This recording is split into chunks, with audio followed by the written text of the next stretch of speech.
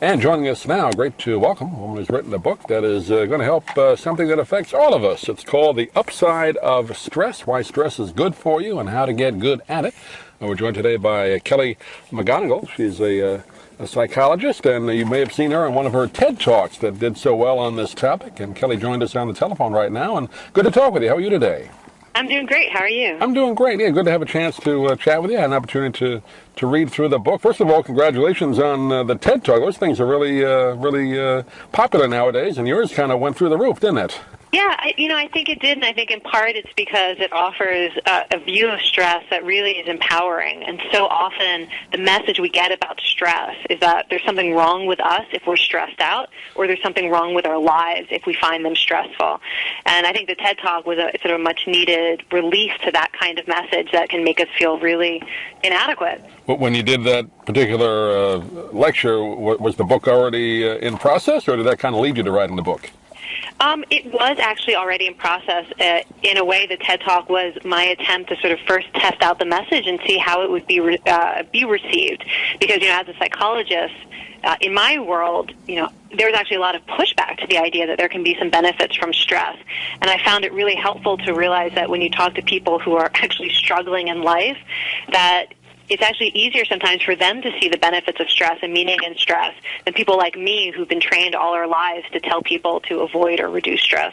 You make a good point there. Every advertisement you see of certain medications or whatever is, to relieve stress or exercise to relieve stress. Now, there is such a good thing as good stress in your life that motivates you, right? So that's what you talk about in the book, kind of the good and the bad. Yeah, and what's interesting is the effects of stress can be good even when the situation itself is objectively bad, the sort of circumstances we would never choose for ourselves.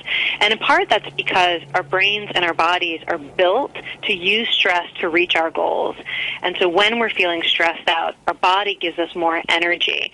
Our brains are releasing hormones that help us learn and grow and try to make meaning out of a situation. Stress can even be a catalyst for connecting with other people and for increasing our empathy.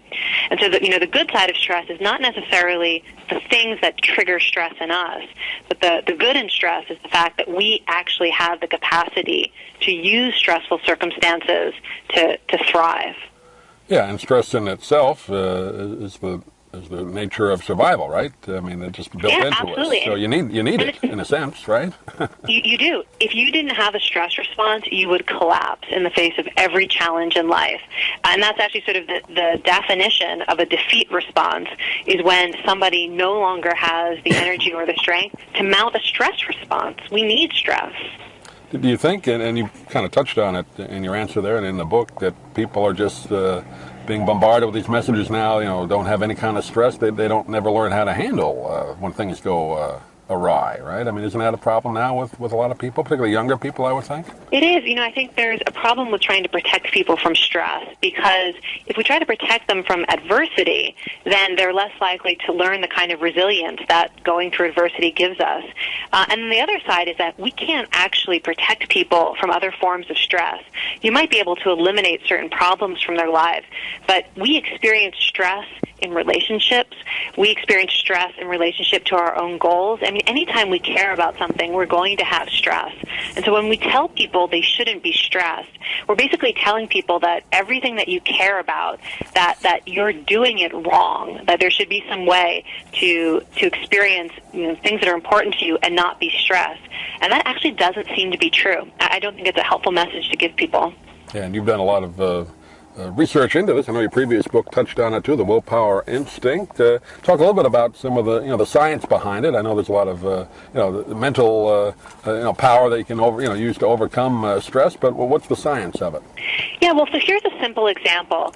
A lot of people, when they experience the physical signs of stress, like anxiety and their heart pounding, they try to calm down. They think that they're going to fall apart if they actually experience this anxiety.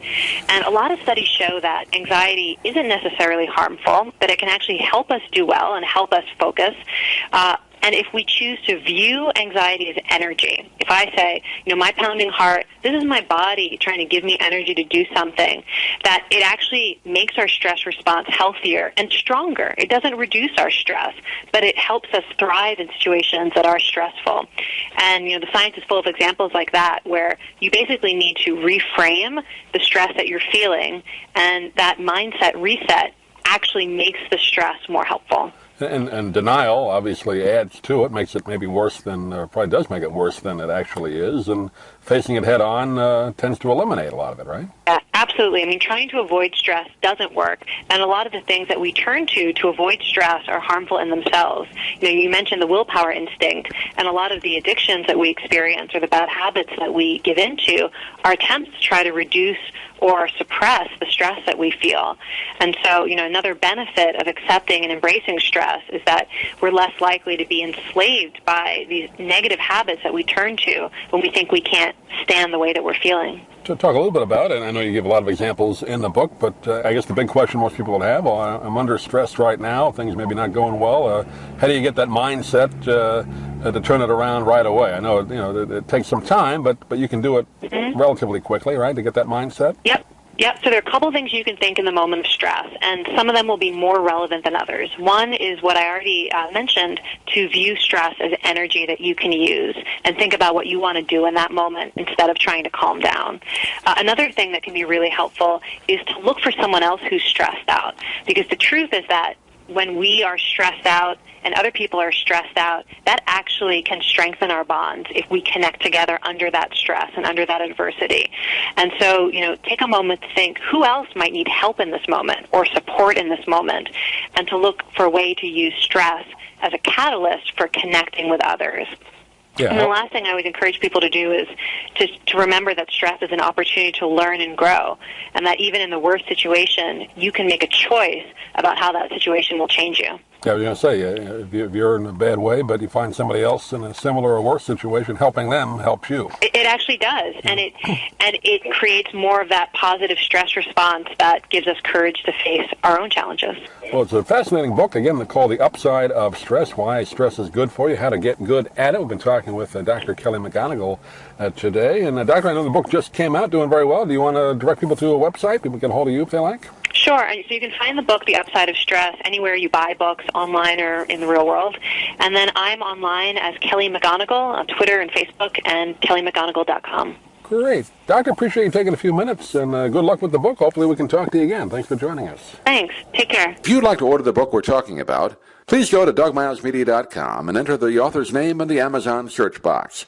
Thank you for listening. Please come back soon for more conversations here at DougMilesMedia.com. This has been a presentation of Doug Miles Media, all rights reserved. You can listen to or download previous programs at iTunes, Stitcher.com, or DougMilesMedia.com.